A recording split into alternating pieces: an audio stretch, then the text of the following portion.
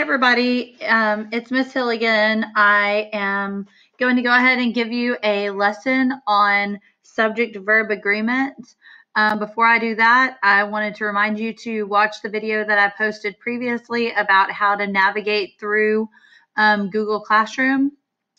I am going to start off showing you where the resources are.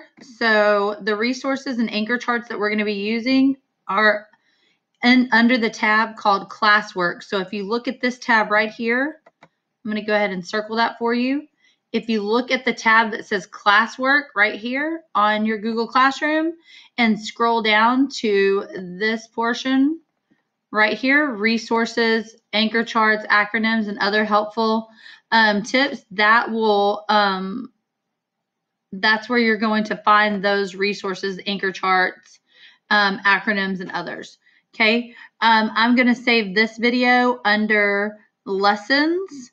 Okay, so you'll see this video under daily lessons or weekly lessons, and I'll save that in as soon as I get done recording. And that'll also be under this classwork tab. Okay, so let's see. I can erase. I can't get this eraser to work. I'm not sure why it's not doing eraser mode, but it's fine. Okay, so let me move ahead. All right, the next thing that I want you guys to understand is that all of your daily work is going to be under this tab where it says daily work.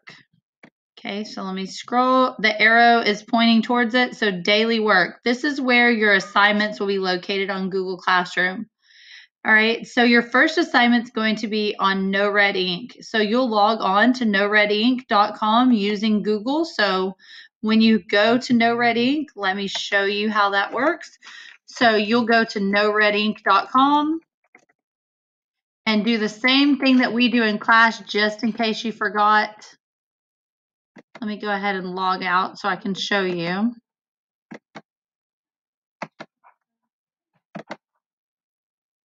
So you'll do the same thing that you do at school. You'll log in with Google. Okay, so it should pop up with your account. You're going to use your WPISD account.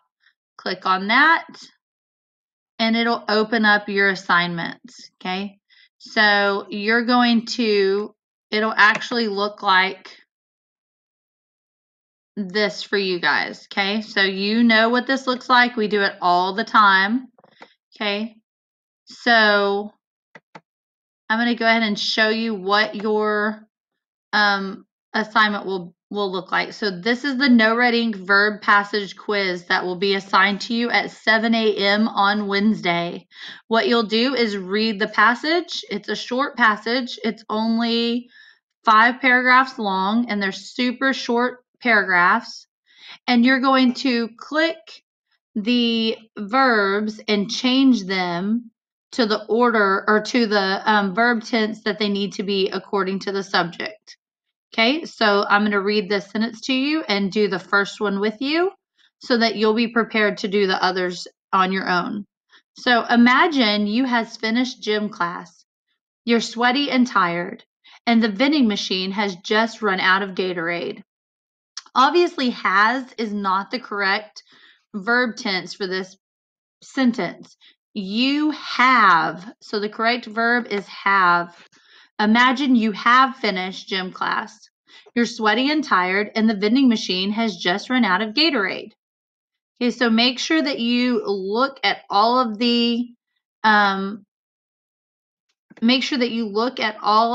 the words and you change them to the correct verb tense. So they're all in blue. Anything that's in blue, you can click on and change it.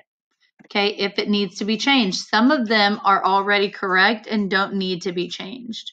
Make sure you're reading each sentence, checking that the verb and subject are in agreement.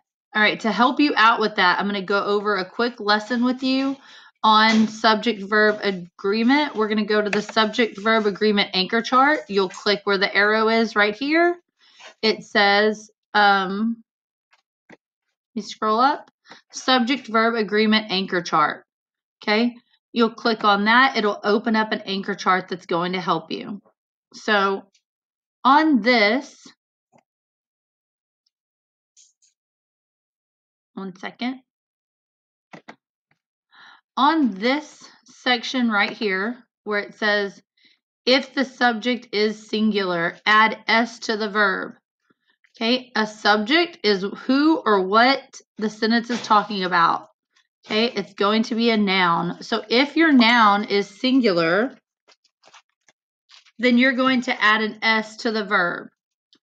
So the dog is singular, walks down the street. Okay, so since dog is singular, there's only one dog, you're going to add an S to the verb, walks. Okay, so number 2, if the subject is plural, you do not add an S to the verb. Okay, so again, our subject is who and what the sentence is about. Our verb is going to be either an action verb or a linking verb. Okay, you do not add S to the action verb if the subject is plural. For example, the dogs walk down the street. Dogs here ends in an S. It's plural. There's more than one dog. So they walk down the street. We would not say the dogs walks down the street. Okay, since it's plural, the dogs, we say the dogs walk down the street. There's no S at the end of your verb. All right, so now let's talk about linking verbs. Okay, I want to talk about linking verbs very quickly. If the linking verb is singular, if the subject of the sentence is singular, so again, the subject of the sentence, who and what we're talking about, if the subject of the sentence is singular, meaning it's one object or person, you're going to use these linking verbs. For example, the dog was running. Okay, there's one dog, it was running. The dog has fleas. There's one dog, it has fleas. Okay, is. Okay, I would say the dog is running.